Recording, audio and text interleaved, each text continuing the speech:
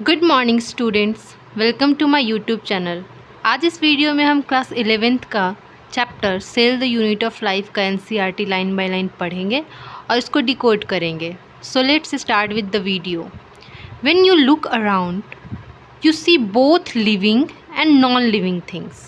You must have wondered and asked yourself, what is it that make an organism living? Or what is it that an inanimate things does not have which a living things has? ये बोल रहा है कि जब हम अपने आसपास देखते हैं अपने सराउंडिंग में, तो हम देखते हैं दोनों लिविंग और नॉन लिविंग थिंग्स को। तो हम ज़रूर ये चीज़ वंडर करते हैं, आश्चर्य करते हैं कि और ख़ुद से कभी पूछते हैं कि आखिर एक लिविंग थिंग्स को, एक ज़िंदा वस्तु को लिविंग क्या बनाता है, या फिर क्या एक इनएनिमेट, यानी कि इनएनिमेट मतलब होता है बच्चों नॉन लिविंग थिंग्स, ठीक है।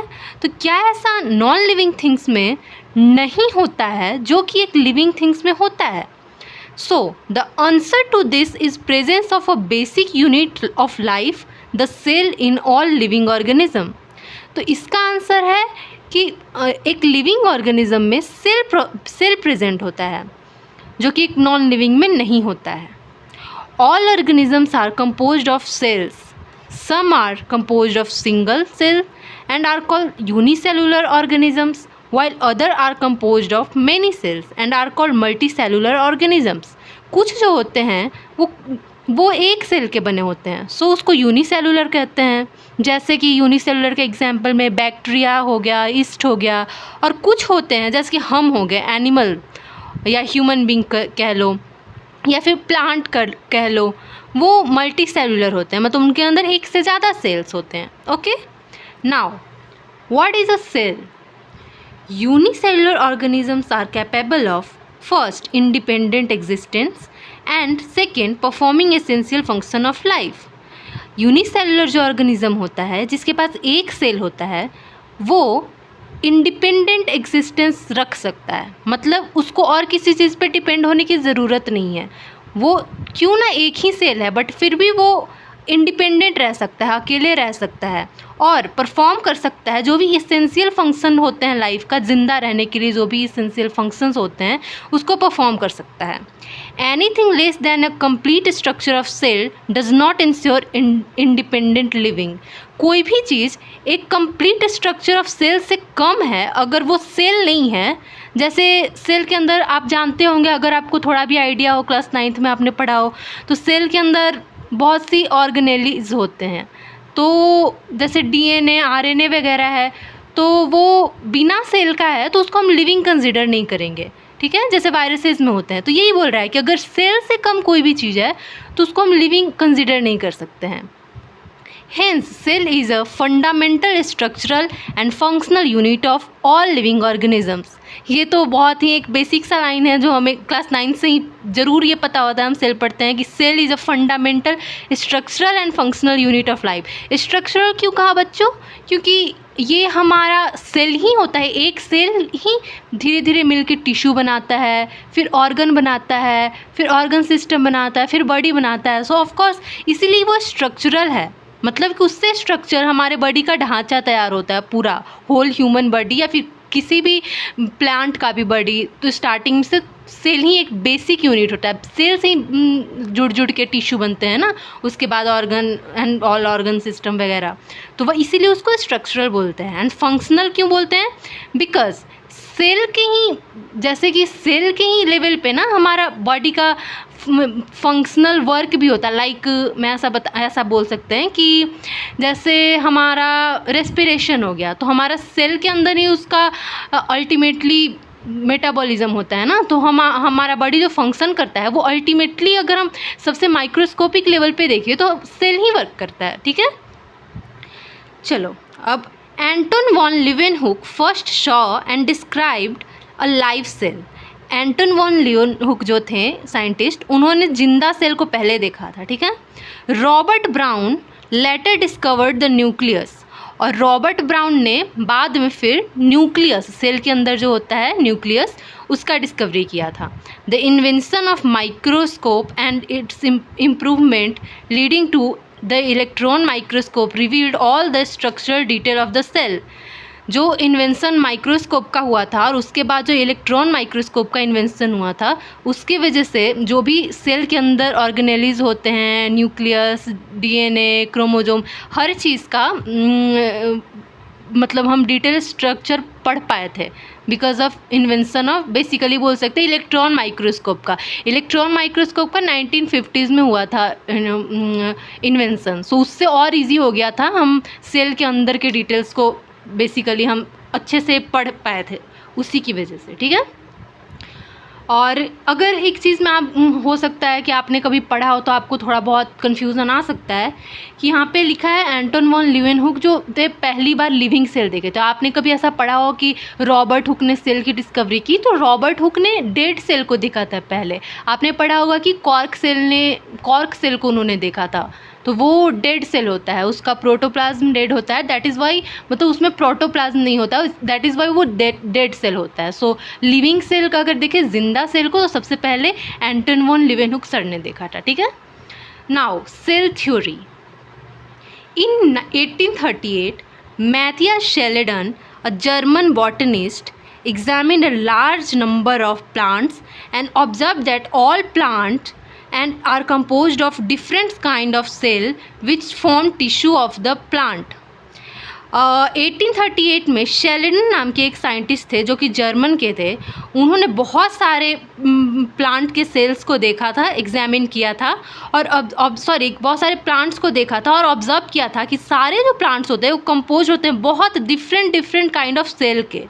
और वो जो सेल उन्होंने देखा, उनने ये ऑब्जर्व किया कि वो सेल जो होता है ना, वही फॉर्म करता है फिर टिश्यू प्लांट में। और उसी टाइम में थियोडर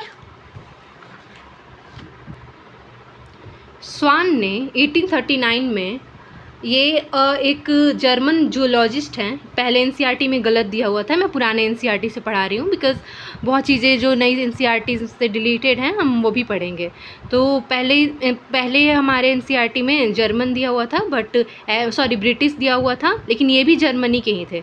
तो स्वान 1839 में, जो कि एक जर्मन जूलॉजिस्ट थे, स्टडी किए different type of animal cells, ये एनिमल सेल को पढ़े थे और रिपोर्ट किए थे that cell had a thin outer layer which is today known as plasma membrane.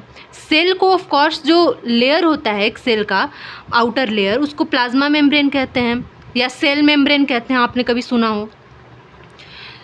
तो उन्होंने सेल मेम्ब्रेन का डिस्कवरी किया, ठीक है। He also concluded based on his study on plant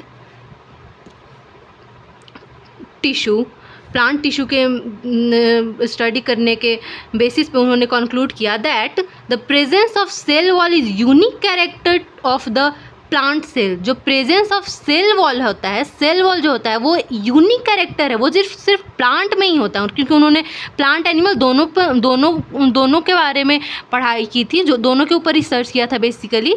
तो उन्होंने ये पाया कि मतलब जो सेल वॉल होता है ये एनिमल में नहीं होता है, वो प्लांट में होता है, तो ये एक यूनिक कैरेक्टर हो गया प्लांट को। On the basis of this Schwann proposed the hypothesis that the bodies of animal and plant are composed of cell and product of cell। तो अपने इसी ऑब्जर्वेशन के बेसिस पे उन्होंने एक हाइपोथेसिस दिया, ठीक है। हाइपोथेसिस उसको बोलते हैं जो अभी प्रूव्ड नहीं है, उन्होंने जो ऑब्जर्व किया उसको जस्ट बोला, ठीक है। तो उन्होंने हाइपोथेसिस दिया कि जो एनिमल एंड प्लांट होते हैं वो कंपोज होते हैं सेल के या फिर सेल के ही प्रोडक्ट के, ठीक है। बाद में शेल्डन और स्वान दोनों मिलकर फॉर्मुलेटेड द सेल थ्योरी, दोनों मिलकर सेल थ्योरी बनाते हैं, ठीक है।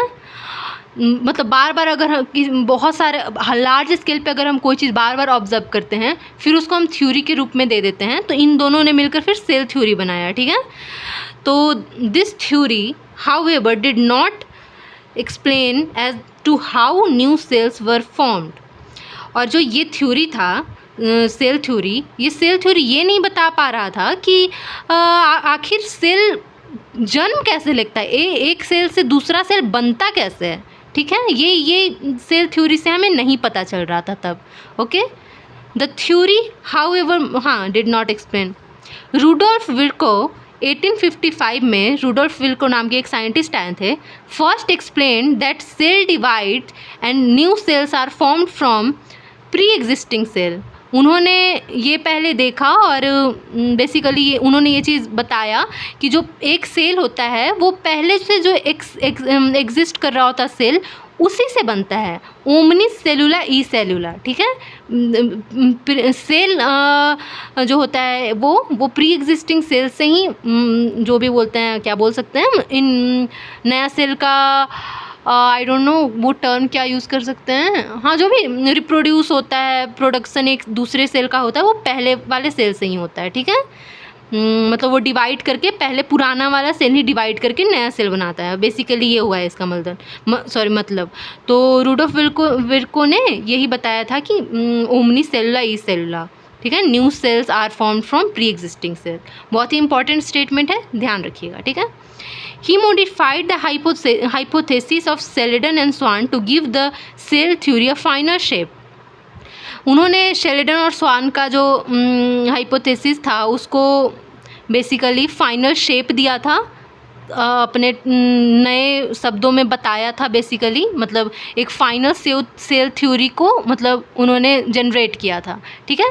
Cell theory as understood today is all living organism are composed of cells and product of cells. अगर आप ये चीज़ नोटिस करो तो ये वाला स्टेटमेंट जो है ये शेरिडन और स्वान ने हाइपोथेसिस में दिया था. ठीक है.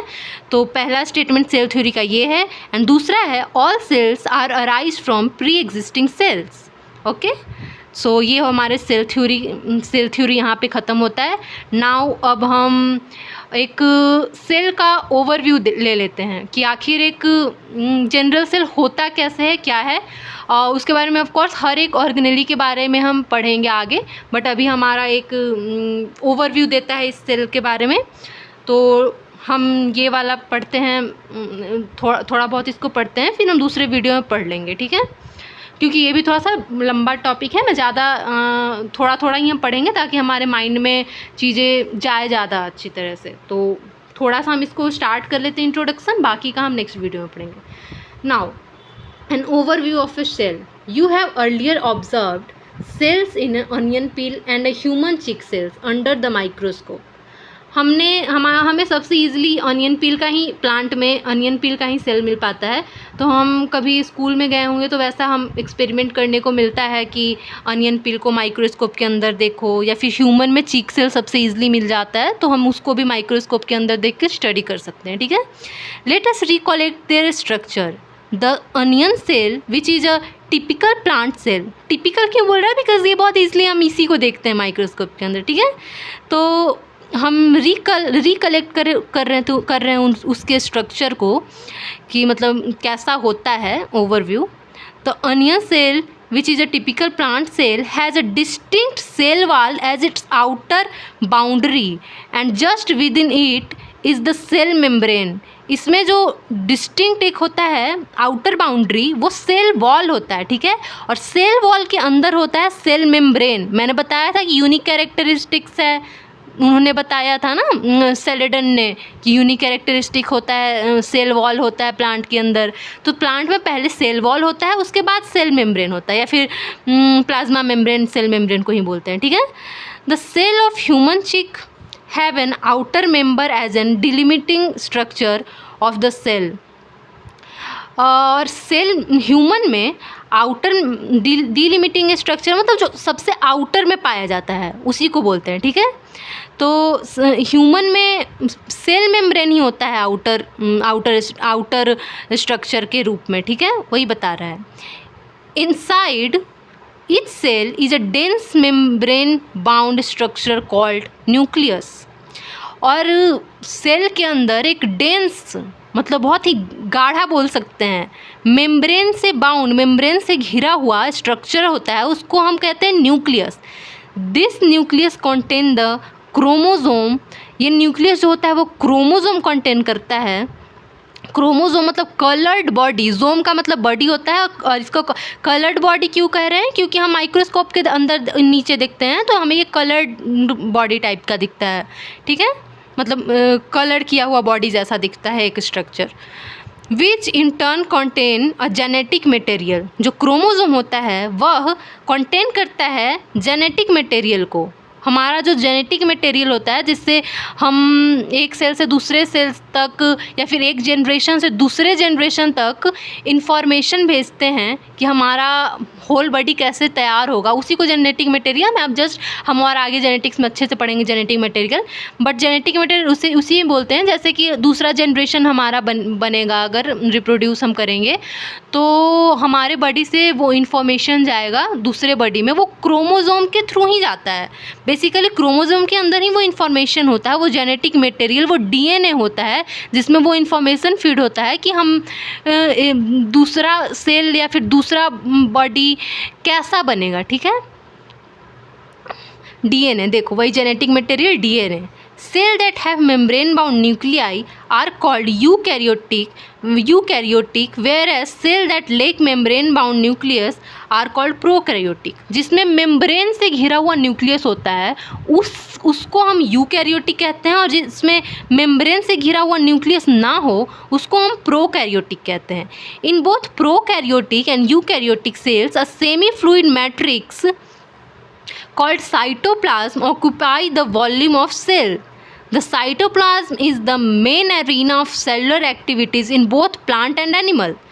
जो यूकैरियोटिक और प्रोकैरियोटिक सेल्स होते हैं उन दोनों में एक सेम, जो प्रोकैरियोटिक में भी होगा यूकैरियोटिक में भी होगा, एक सेमी फ्लूइड मैट्रिक्स होता है। पूरा पानी जैसा नहीं, सेमी, मतलब जेली जैसा बोल सकते हैं। सेमी फ्लूइड मैट्रिक्स होता है जिसको हम साइटोप्लाज्म बोलते हैं, और वो ऑक्यूपाई करता है वॉल्यूम। सेल का बेसिकली वॉल्यूम जो होता है वो साइटोप्लाज्म के कारण ही होता है। ठीक है, the cytoplasm is the main arena of cellular activity in both the plants and animal. जो साइटोप्लाज्म होता है वो मेन एरिना होता है सेलुलर एक्टिविटीज़ का। जो भी हमारा केमिकल रिएक्शंस होता है हमारे बॉडी में वो मेनली साइटोप्लाज्म में ही होता है, इसीलिए उसको मेन एरिना कहा गया है। दोनों प्लांट्स एंड एनिमल दोनों में जो साइटोप्लाज्म होता है वही मेन एरिना होता है सेलुलर एक्टिविटीज़ का। सारे केमिकल जो भी मेटाबॉलिज्म हमारे बॉडी में होता है, जो भी रिएक्शंस होते हैं, सारा मोस्टली सारे साइटोप्लाज्म में ही होते हैं। ठीक है, various chemical reactions occur in it to keep the cell in the living states. जो केमिकल रिएक्शंस इसमें होता है वो ऑफ कोर्स सेल को ज़िंदा रखने के लिए ही तो होता है ना। हमारे बॉडी में जो भी रिएक्शंस होते हैं वो हम बेसिक मेटाबॉलिक काम अपने बॉडी का कर सके, इसीलिए तो होता है ना। तो वही बता रहा है कि हम लिविंग स्टेट में रखने के लिए उसमें बहुत सारे केमिकल रिएक्शंस होते हैं। तो स्टूडेंट्स आज हम यहीं तक पढ़ेंगे, बाकी हम नेक्स्ट वीडियो में पढ़ेंगे। आई होप आपको जो NCERT लाइंस है वो समझ में आए होंगे। अगर आपको कोई भी प्रॉब्लम है तो आप कमेंट करके पूछ सकते हैं बेसिकली, या फिर आप कोई सजेशन देना चाहो कि आपको और मतलब किस तरह से चाहिए। अगर आपको ये चीज़ ज़्यादा अगर आप कोई सजेशन बेसिकली देना चाहो वीडियो में कि मुझे और किस तरह से पढ़ाना चाहिए NCERT को, तो आप दे सकते हो, मैं उसके ऊपर सोचूंगी। ठीक है, बहुत बहुत थैंक यू। मिलते हैं नेक्स्ट वीडियो में।